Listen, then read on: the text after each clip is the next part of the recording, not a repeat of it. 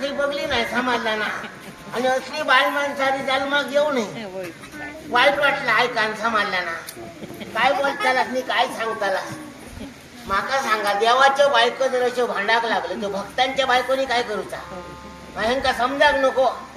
एक सांगता माझो भाऊ माझ्याकडे राहा होयो, दुसरा सांगता माझो भाऊ असा माझ्याकडे राहा होयो. आता एक भाऊ खडे खडे राहतो. ह्यांका समजत नाही. ते भामादेवीचा सोडा पण ही रुक्मिणी तरी समजा पाहिजे. ती शानी ना ती तिका सुद्धा समजत नाही. का बाल माणूस कसला तर ठाव त्याच्या नादात किती लागा पाया, त्याच्या तोंडात कोण लागा. हा हिका सुद्धा समजत नाही. खोटा सांगत नाही मी. म्हशीक पाडो झालो म्हणून सांगणारा माणूस आता. आणि जर कोण नाही मानान सांगात तर त्याच्या एवढं भांडण करताना. मग असल्या माणसाच्या किती नादिक लागा पाया, असल्या माणसाला किती भांडा पाया मला सांगा. पण सांगान काय उपयोग असा यांका.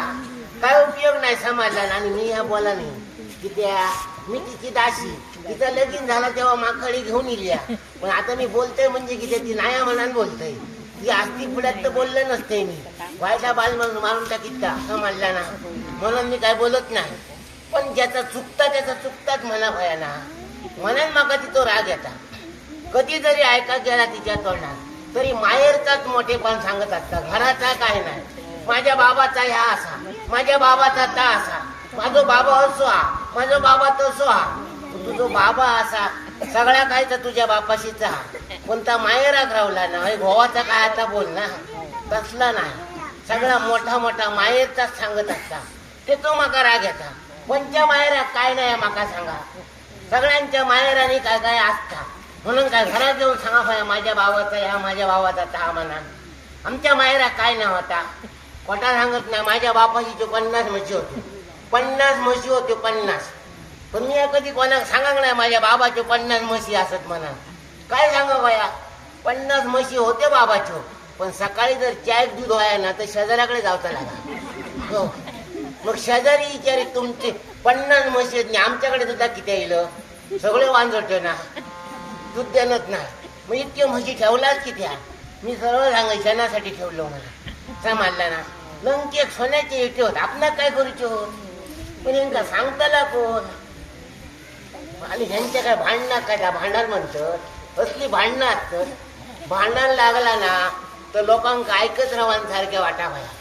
कोण निघलेला असला तर उठान बसा भाया वा वा म्हणा भाया भांडण बरा असा. तर ते का भांडण म्हणतात. समोरच्या माणसानं जर औषधी वसून गाळ घातल्या तर दुसऱ्या माणसानं बापाशी वसून घालू नको. तसला नाही यांका समजत काय. यांका सांगा गेला सांगतले आमचा सत्वाचा भांडण ना सत्वाचा. सत्वाचा भांडण तुमचा हा पण तत्व बाजूक राहतं त्याचा काय. कोण बोलताला यांका कोण सांगताला. त्या बामादेवीच्या हाताखाली मी मनान दिवस काढले. माझ्या जाग्यावर कोण दुसरा माणूस असताना हय रवलाच नसता. माका ठाव कसं हे का काय सांगा व्हाया काय करू व्हाया. हिच्याकडला कसा काय घेऊ व्हाया. ही जर पुढल्या जरा उभी असली माका विचारल्या आज सूर्यकडे उगावलो. मी सांगते पाटल्या दारात म्हणा. असं कसा तुम्ही पुढल्या दारात होतात ना तुमका भियाल होतो. असं सांगलंय का माझे पाठी रात भोवटतली आणि हातात का असात का देतली. कशी असा ती समजला ना. आता गो अंगणा भांडण केल्याने गो रागान गेलो. आता भजन करीत बसा दोघाव जाणार जायचं तर तळे तुम्ही. पण ऐकलंय भांडणांनी पाटल्या पाटील जाऊचंय ना काय करतात त्या करून घेऊन देतले समजला ना. काय मागा केलंय तरी आज न उद्या देते आज न उद्या देते. आज खडे द्यायचा कोणचा काय का बघतोय ना जाऊचं येत नाही तरी.